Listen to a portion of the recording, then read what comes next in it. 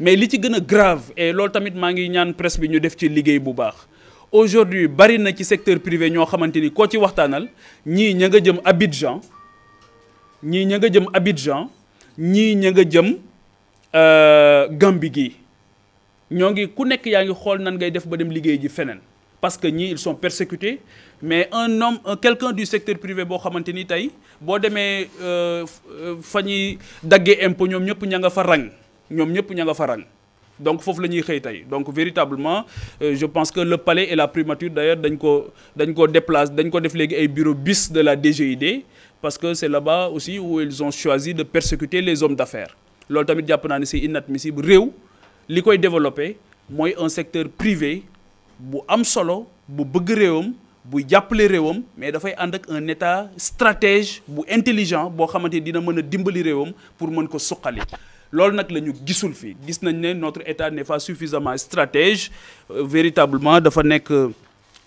il veut se passer pour un agent de recouvrement wala soit leneen kenn xamul lu muy nural fi mu ne mais en tout cas lii ñu gis nii moom jëmul kër mooy secteur privé bi ñoo ngi jël seeni bagages di dem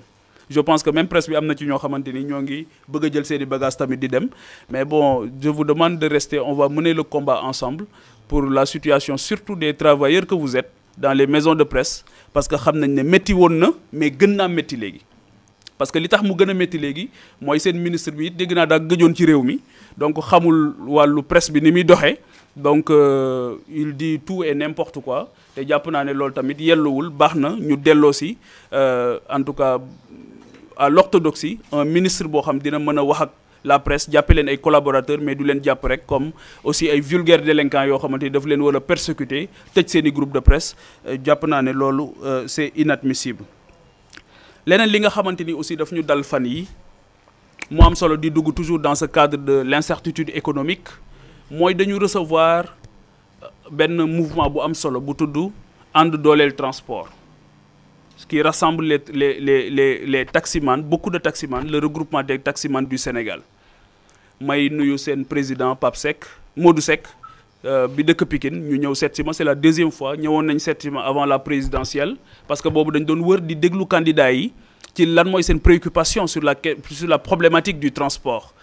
bi élection yi jàllee aussi jamono bi ñu gisee ni seen secteur demee ñuy wut li ma wax léegi ne kenn dégluwu leen le ministre des transports buggu leen a recevoir buggu leen a déglu le premier ministre buggu leen a déglu le président moom li gën a grave non seulement dégluwu leen mais dafa dem rencontrer seen concurrent boo xamante ni dafa ñëw di leen def une concurrence déloyale sur le terrain beneen bi mooy yéen ñëpp gis ngeen ay xeetu taxi noonu laa ko mën a tudd VTC yoo xamante ni yéen a ngi leen di gis ñuy daw ci dëkk bi mais ay ñoo xam ñi ko moom du ñu ay sénégalais ay doxandéem lañ yow secteur bi nga amoon rien que man ñi ma recevoir seen regroupement bi ak boo ko defee par extension il tourne autour de 28 000 il y a 15 000 qui sont actifs li ñu ma wax mooy ñu ci bëri ci ñoom ñoo ngi bëgg a jaay seen i taxi parce que tout simplement la concurrence non seulement la concurrence est déloyale mais beneen bi mooy jafe-jafe yi ñu am pour ñu mën leen a déglu pour mën a réformer seen secteur pour mën a changer le parc automobile renouveler ko mais mën leen a accompagner aussi pour ñu def un service public du transport de qualité loolu ñoom ils sont dans les dispositions ils ont montré la volonté mais il n'y a pas une volonté politique réelle en face donc loolu aussi ma leen ci massawu ñoom parce que ñëw nañ ma dalal leen ñu xam seen secteur comprendre ko mais bizarrement le ministre qui est un simple bureaucrate qui se retrouve dans son bureau et ses collaborateurs pense connaître mieux le secteur que ñoom ba nga xamante ni dafay jàpp ne dafay bunkériser wu dans son bureau def lu ko neex mais li gën a metti c'est-à-dire 28 000 personnes 15 000 personnes qui sont dans un secteur soo jëlul sa temps déglu leen xaw ma lan ngay def leneen li mooy l'histoire des déguerpissements gis ngeen ko tamit bon premier ministre dana yëgu ko woon bon doon naa ko fàttali fële ci assemblée nationale ne ko dégg naa nga ne yëgoo ko woon bon un premier ministre boo xam loo wax mu ne yëgu ko donc loolu aussi ça pose problème donc il faut que aussi ñoom ñu gën a góorgóorlu ci di yëg li nga xamante ni moom moo xew leneen li mooy la vie chère temps yëpp waxoon naa ko keroog nee naa leen bàyyi leen ministre yi ak DG yi nekk ci plateau yi naan dund gi wàññeeku na yéen ñii di ma interviewé fii tey ak ñi may seetaan xam nañ ne tey la wàllu gën a ay tey la woyofal bi gën a cher tey la yeneen intrant yëpp gën a saf-sap donc wàññeeku bi moom kuy am salaire u 5 millions ak kuy am salaire u 8 millions dégg naa am na ñu ci am salaire u 9 millions xeet yooyu donc ñooñu moom mënuñoo apprécier dund gu wàññeeku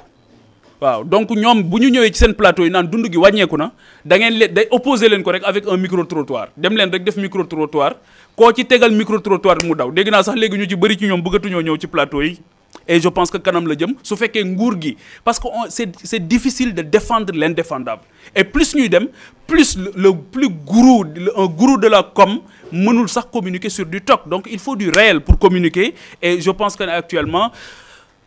jàll nañ une année boo xamante ni véritablement il y a un vrai problème beneen bi mooy c'est sur la justice